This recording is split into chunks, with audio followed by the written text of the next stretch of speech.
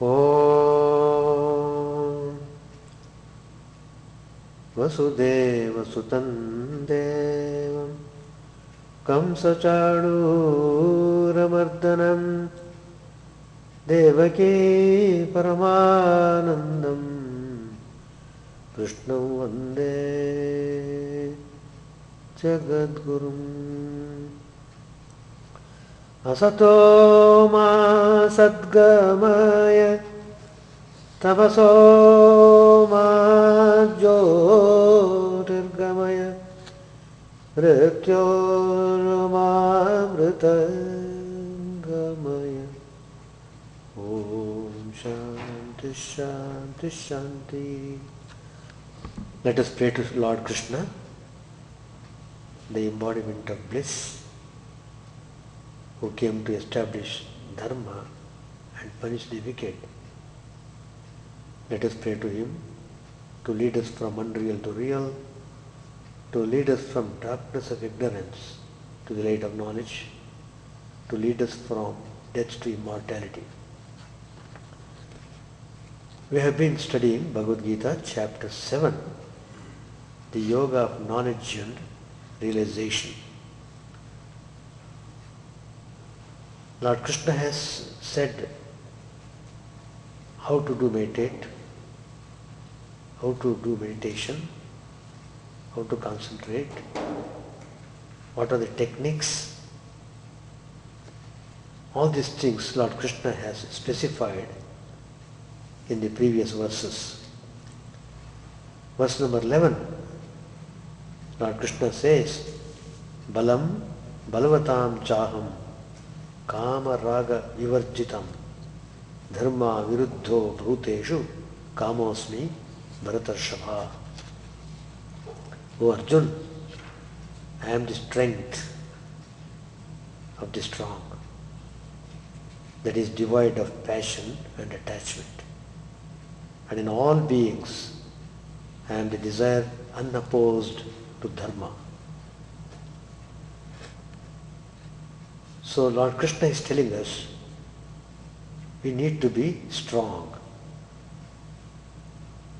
Only through the quality of strength we would be able to realize our divine self. In other words, we can be liberated even in this life, provided we are very, very strong. Here, strength means not the physical strength. It is the strength of the mind. Are you really strong mentally? That's the question. So why one has to be strong in the mind? Because unless you are strong, you cannot save yourself from the network of Maya. Network of Maya. The whole universe is nothing but Maya. And God has created this Maya in order that all the beings enjoy the game. This is the game where we are all playing, knowingly or unknowingly. Knowingly if you play, you will enjoy the play.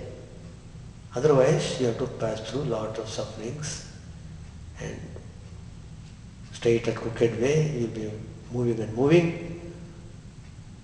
Finally, at last, you will realize your divine self. But here, every individual being is asked to play properly. It's not that the playground is given and we are asked to play. God has laid down the rules of game also. What are those rules? Those rules are mentioned in Dharma, scriptures, Vedas.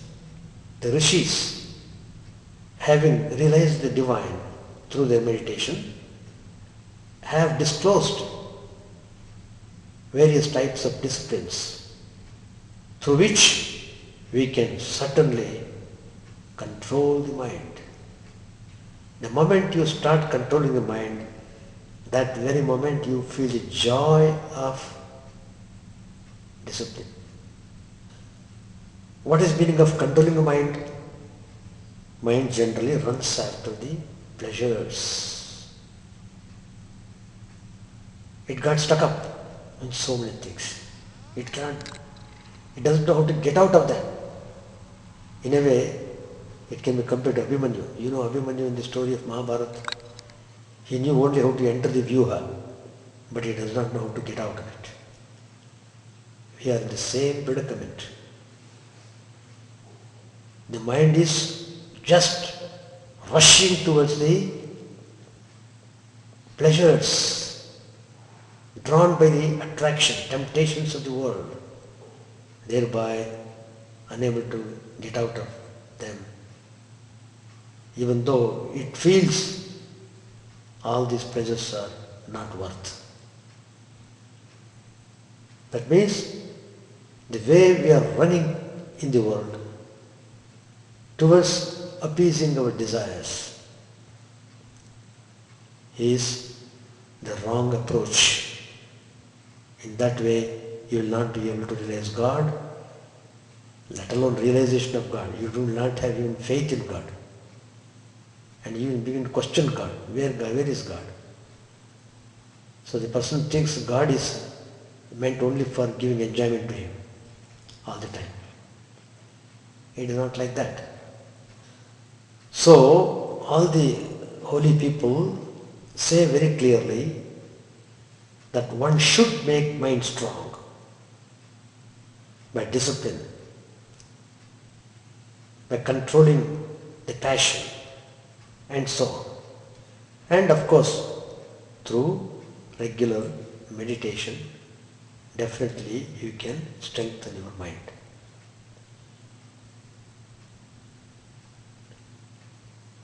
Is it easy to renounce bodily cravings? Only if one has God's grace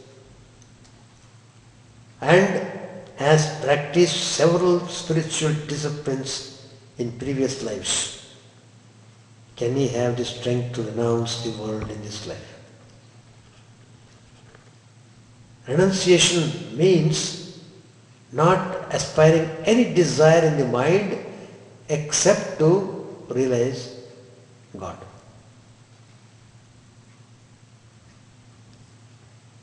So that is possible only through practice of spiritual disciplines. Suppose you don't practice at all. Be ready to suffer. And you are suffering, no doubt. Merely suffering doesn't remove suffering. You have to find out the solution, how to get out of the suffering. Solution is practicing spiritual ideas in daily life. Not simply once in a month or fortnight once, no. Every day, most meticulously, you must give topmost priority for practicing spiritual ideas in your life. That means you must be conscious of what you are doing, what you are thinking. That's the way it is. That means you must build up very good moral character. You must be ethically pure. You must follow moral principles. All these things are there. Then only it is possible. After all, what is the meaning and purpose of spiritual practices and disciplines? It is to strengthen this will, the will to attain God in this very life. If you study Sri Ramakrishna's life, you will find how Sri Ramakrishna from the beginning had determined, I must realize the divine. Realization of God is the supreme goal of human life. That in a way, human life is meant for practicing spirituality to achieve realization of God. But we carry on life so carelessly, without paying any attention to our spiritual aspect, and so we are constantly under some kind of stress and strain, and all the time we are having some mental agony.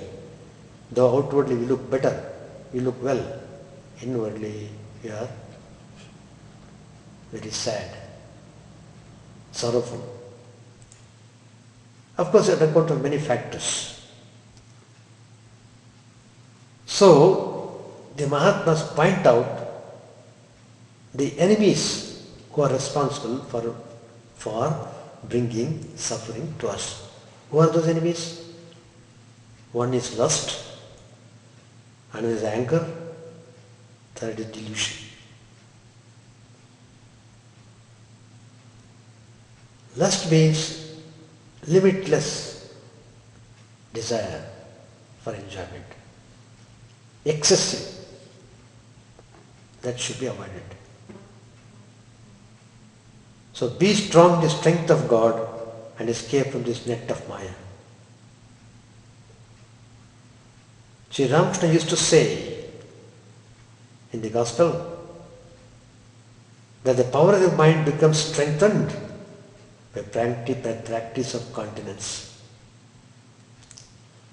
A man so strengthened is not overcome by lust and anger. Passions seem trivial to it. Swami Shivanandaji, another direct disciple of Sri Ramakrishna, referring to this strength, he would say, one has to put forth a lion's strength to secure the knowledge of the self. And then Swamiji suggests to the spiritual aspirants that you should also come here now and then and associate with the monks.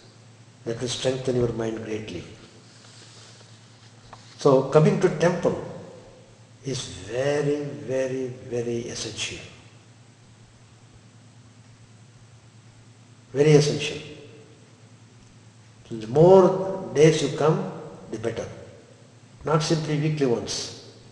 That also 50% mind wants to go, 50% it wants to stay in the home. No, that won't work. You have to be very strong in your willpower. At the appointed time, you must feel, no, I must go to ashram. Attend the service. How many of you can do service in the house every day to God? Very few people. In fact, I used to go to Florida, one devotee, very great devotee. He used to invite me. Of course, now he is not there anymore. He has gone to Washington. When he was there in Florida, he would invite me and I would go there, stay in their home. The most amazing part is that devotee's wife, I'm amazed, extremely devoted to Sri Ramakrishna. Every day, morning and evening she does arati. And you see the worship room. Thrilling it was. There is no hypocrisy. Simple, straightforward lady. But devotion was excellent.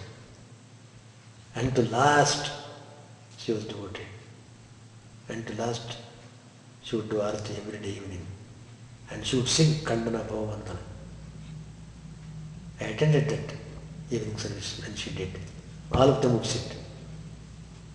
Her husband. Of course the children are grown up, they were all settled different way, poems.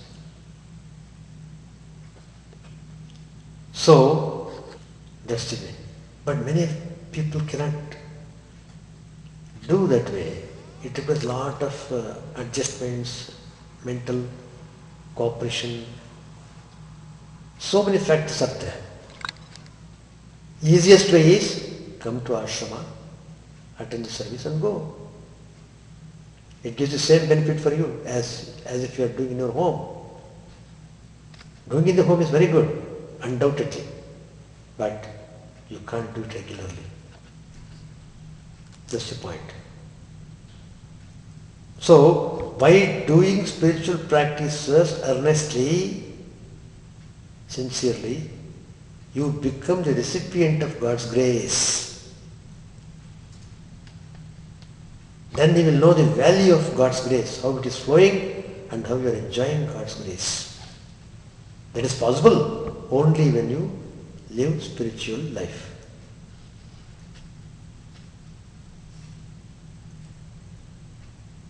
Swami Ramakrishna, he said, youth is the time when the senses naturally get the upper hand. You must try to be strong yourself so that they may not rule over you. A weak man is the prey of wicked people as well as wicked propensities. Mental weakness is as bad as physical.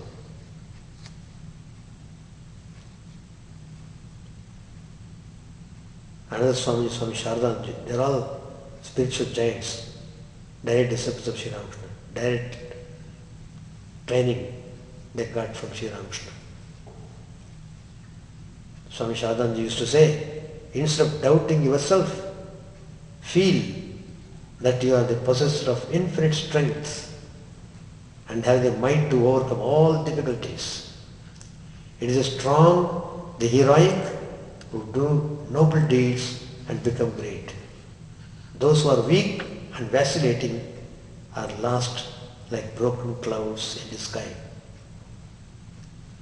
When you feel depressed, you must drive away that feeling by saying, I belong to the Lord, He is my very own, I am His child, He is holding me by the hand and will surely do what is good for me. These thoughts will bring strength to your nerves and faith in your heart. So what is needed? Regular practice is recommended. If one practices regularly for some time every day, one gains strength and finds pleasure in spiritual practices. The aim of life is to realize God. And the task is not easy. Swami Vijnananji, another disciple, says, you must steer clear of laziness and insincerity.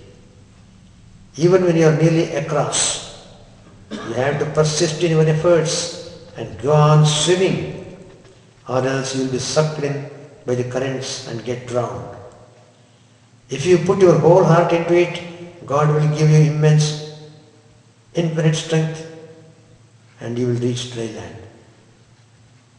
Sri Ramakrishna said, I said to Keshav, it's extremely difficult to realize God while leading a worldly life. How can a typhoid patient be cured if he is kept in a room where tamarind, pickle and jars of water are kept? Therefore, one should go into solitude now and then to practice spiritual discipline. When the trunk of a tree becomes thick and strong, an elephant can be tied to it, but a young sapling is eaten by cattle.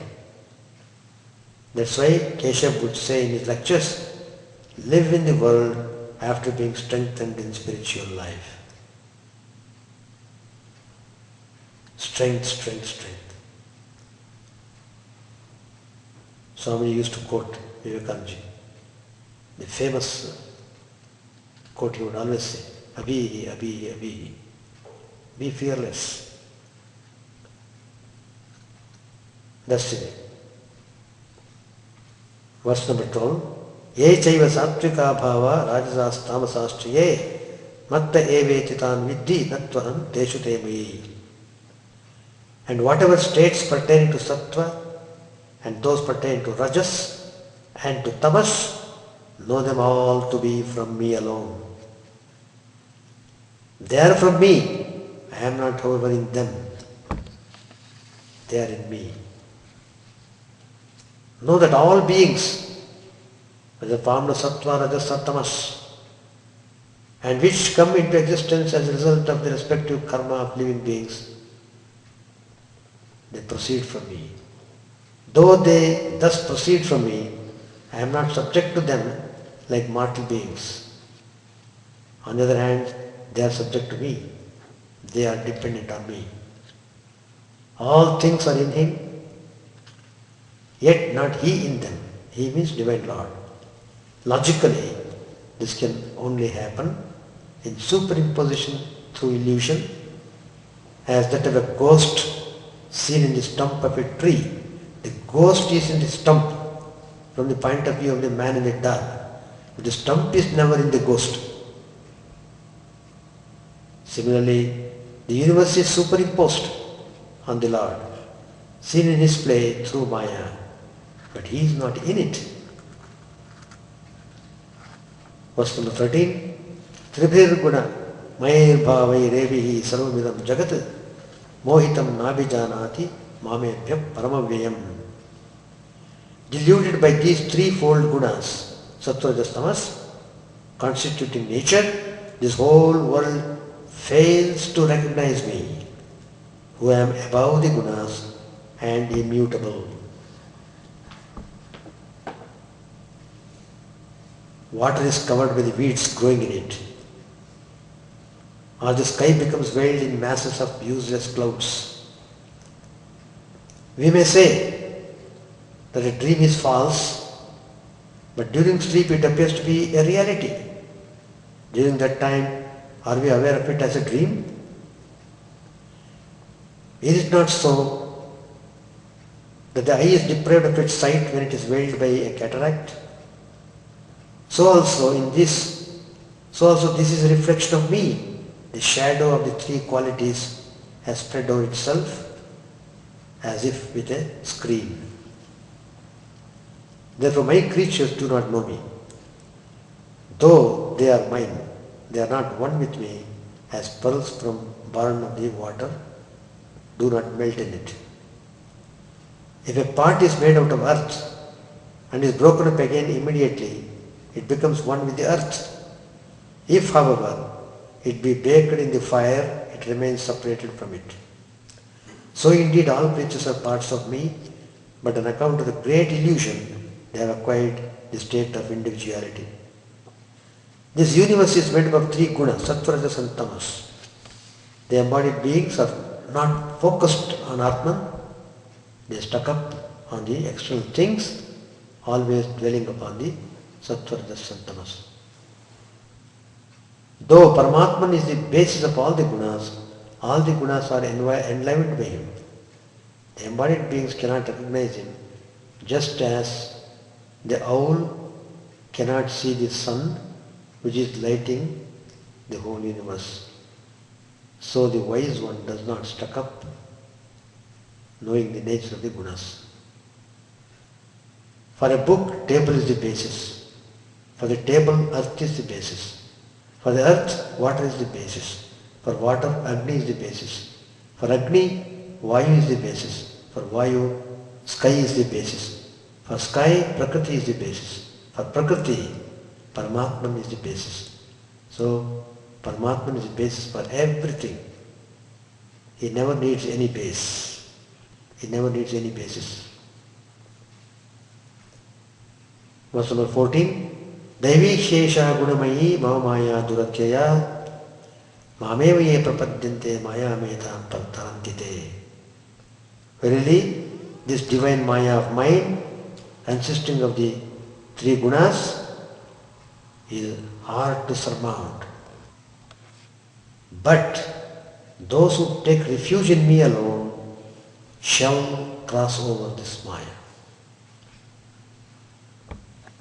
So, he is pointedly telling us, take refuge in the divine. And that should be followed by strict moral and spiritual disciplines. So Brahman used to say, the only way to remain safe and from the sense objects is to give yourself up wholeheartedly to God.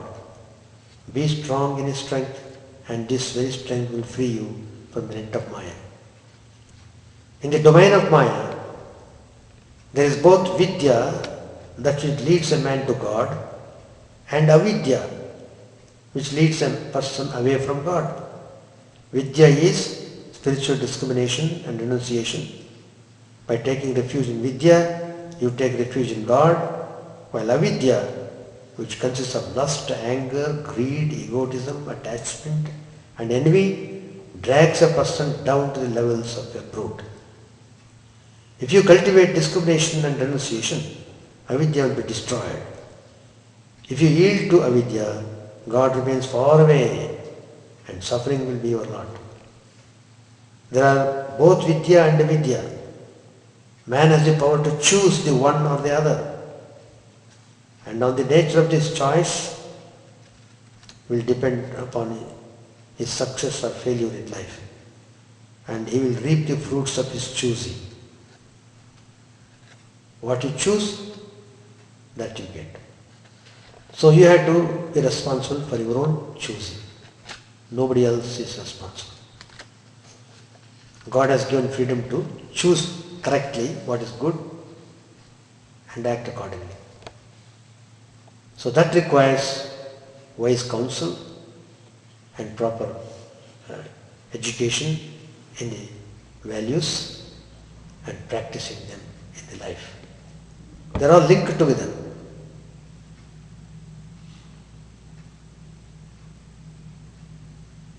Swami Shivananda said to a devotee, "You ask me why you forget him, my daughter? This is what is called Maya. Under the spell of Maya, a person forgets God and remains attached to sense objects which are impermanent. There is no way to lift the veil of Maya other than self-surrender to God. How strange it is that people become so engrossed in this momentary existence. They become so mad after the fleeting happiness of this world that they entirely forget the real aim of life. Such is the play of Maya that deludes the whole world." In response to a letter from a woman overwhelmed at the loss of her husband and lamenting, "Alas, I can bear it no longer," Swami Shivanji consoled her, saying, "It is a great cosmic mother, Mahamaya, having her play, and as a consequence people suffer from pain and sorrow. Who can ever understand all this? Men can be saved only if they take note of all this for a while and think of transitoriness of worldly things. They rather remain merged in Maya.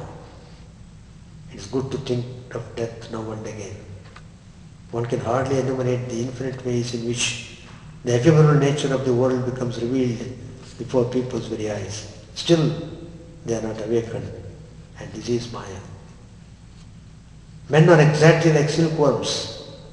They spin their worlds out of their own illusions, get entangled in them, and suffer sorrows and bereavements. They won't understand that the people they call their own are not really theirs. Embodiment itself is a source of sorrow in the first instance, and over and above that they would spin these illusions. But how can man help that? They suffer because they are shrouded by the veiling power of Mahamaya. None can penetrate her mystic play. It's all the play of our power of destruction. That's why the Master used to say, "Mother, who indeed can I comprehend thy Maya? Nor do I care to comprehend. My only prayer is that you may out of compassion grant me pure devotion at your feet and pure knowledge." How difficult it is to throw off the bewitchment of Mahamaya. Weep and pray, "O merciful Mother, be gracious to me and show yourself to me. Open the path to me. I am devoid of austerity, devoid of devotion. I am your weak child. Save me, save me." Do you know what comprises this net of Maya? Sense objects, lust, gold, name, fame, ego, vanity, selfishness, and so on. With all these, Maya binds the mind of man. Come out of this net and the mind will run straight to God. Swami Turiyananji, another great disciple of Sri Ramakrishna, would comment, everything is hypnotism, the play of Maya. Have you seen the hypnotic performances? A man under hypnotic spell swims on land if he is given the suggestion. The divine enchantress, Mahamaya, has hypnotized all of us, Vidyamaya and Avidyamaya, leading respectively to knowledge and ignorance, are both hypnotism. We have to destroy the one with the help of the other, for knowledge is the opposite of ignorance. Truth is God, falsehood is Maya. How is it that we know and yet cannot act? This is due to her Maya. She must be propitiated. She being propitiated grants the boon of freedom. Hey, without her grace, no man can get out of this network of illusion. Swami Adbhutanandaji, another Daya disciple, said, worldly happiness is a product of Maya. Maya operates within the three gunas, waking, dreaming and dreamless sleep. But beyond those three is another realm, Turiya, which is extremely difficult to reach. The bliss of that realm is free from Maya. You know how sweet is the joy within Maya? Ordinarily, people are enchanted by it. They do not even think for a moment how immensely sweeter is God, whose Maya is so sweet. To the question, but Maharaj, the scriptures say that God is guiding man, so the responsibility is God's, not ours. Swami Adbhutanandaji said, yes, the scriptures are right. It is the responsibility of the operator, not the instrument. But tell me, who is guiding the individual soul, who is bound by Maya? Maya herself is acting as the operator. Do you know the nature of Maya's game? She loves to play and wants to play always. She enjoys ups and downs, pleasure and pain, creation and destruction. She loves to raise waves of desire in the mind and does not like to still them. But God takes charge of the soul, which is not bound by Maya. When God guides a man, an uninterrupted current of happiness, peace and bliss flows in his mind, and no other waves of thought can be raised there. He becomes one with that unfathomable, waveless ocean of Satchidananda. Maya belongs to God, but Maya is not God. So you cannot say that being guided by Maya is the same as being guided by God. Nevertheless, the ultimate purpose of Maya's guidance is certainly to take the individual soul to God. Maya wants to play constantly because Maya's play goes on and on. Man cannot see where he is being taken on his journey. So he thinks Maya is taking him in the wrong direction. But look, how can she misdirect us? He is not God anywhere, he is not God everywhere.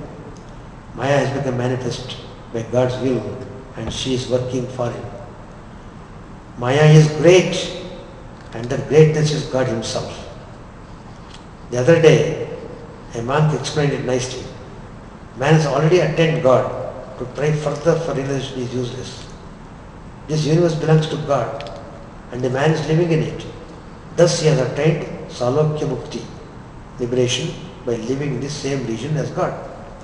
God made man in his own image and thus man has attained Sarupya Mukti, liberation by having a form similar to God's. God is everywhere, so man is always near him. And thus he has attained Samipya Mukti, liberation by living close to God. The only thing he has not yet attained is Sayujya Mukti, becoming one with God.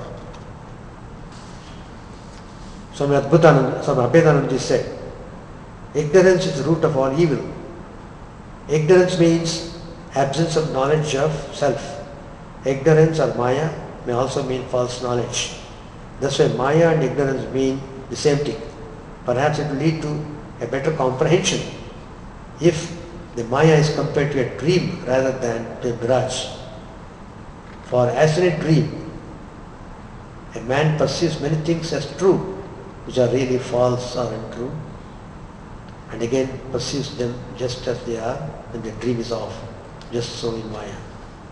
Whatever is perceived as true in dream is perceived as false in the waking state.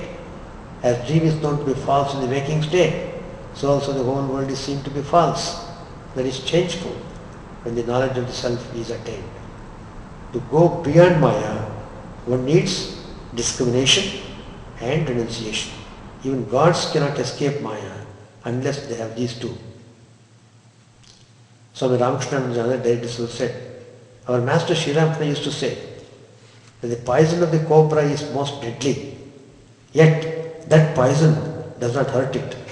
Similarly, Maya is inside God, but can never interfere with the nature of God, any more than the poison can injure the cobra. God plays the part of a creator, that he may have the fun of creating, preserving and destroying. That's the method he always follows when he wants to create, and this is God's relationship with Maya. God is infinitely powerful, so he has the power to put down the irresistible power of Maya. But what is our relationship with Maya? We are her slaves. You cannot be destroyed by Maya, but she can make you miserable through eternity. Then how are we going to get rid of her? Only by the help of God can we hope to get rid of her. If you know that you are eternal and indestructible, then you are not body. You are not body, you are spirit, and that the self is beyond the reach of Maya. The self is one with God. If you can identify yourself with this real self of yours and throw away yourself, then you can go beyond the domain of Maya, and this path is known as Jnana Marga. Creation, preservation and destruction are done by Maya in the presence of God, just as the hair grows in the body and not at the wish of the and instance of the man, but in his presence.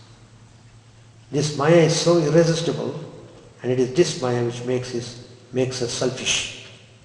The world is a place where the unreal appears to be real and the real appears unreal. Maya makes us believe something to be where there is nothing, and nothing to be where there is something. It makes weakness seem all powerful and the powerful seem weak. The poor sage in the forest, whose lion cloth is of bark and whose bed is the bare ground, appears to the world as weakling, while the king on the throne in a glittering palace appears it to strong. But in reality, it is the sage that is powerful. Compared to him, the king on his throne is nothing. Recognizing this, kings in ancient times, when a sage came to their court, they would come down from their throne and prostrate in the dust before them. The charm of Maya is so irresistible. It's only when God is gracious to us that we can lift the veil and get a glimpse of Him. All Maya, where it is localized in ego. Pull out the foundation and the whole house will collapse. That means take away the ego and the whole structure of Maya will fall. Then you will realize a state of perfect calmness. Maya traps us through the senses. He who has conquered his senses has conquered the whole universe. Maya is God's power. There is no difference between God and His power. Just as sugar cannot be imagined apart from sweetness, milk apart from whiteness, so God cannot be conceived apart from His Shakti.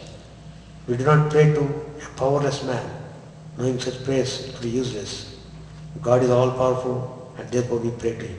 So, whoever prays to God worships Shakti. Everywhere in the world everyone in the world is a Shakta. For who is there that does not worship power? None can see God with the eyes blinded by Maya. The veil of Maya must be torn asunder to have the vision of God. Maya is that illusory and inexplicable power of God that has created the phenomenal world. It has bewildered all creatures. Our mind, overpowered by it, is attached to wife, wealth, children, fame, etc. This magic power makes us believe that these transitory things are eternal. None can escape the clutches of Maya without saving grace of God. This Maya is irresistible, and it is this which makes us selfish. Only when God is gracious to us can we lift the veil and get a glimpse of Him. Then all selfishness drops off. Heaven is a place created by Maya to tantalize man, to entice him from the ideal. We have heard of the sirens in the mid-ocean who are very beautiful to look at and who sing so swiftly that sailors are irresistibly drawn to them. But as soon as the sailors touch them, they are transformed into beasts. So these heavenly pleasures and the senses are like sirens which entice poor sailors sailing on this ocean of life, and when they hold them in their clutches, they transform them into brutes. The scriptures say, sleeping, eating and propagating we have in common with the lower animals. And how many of us do more than that?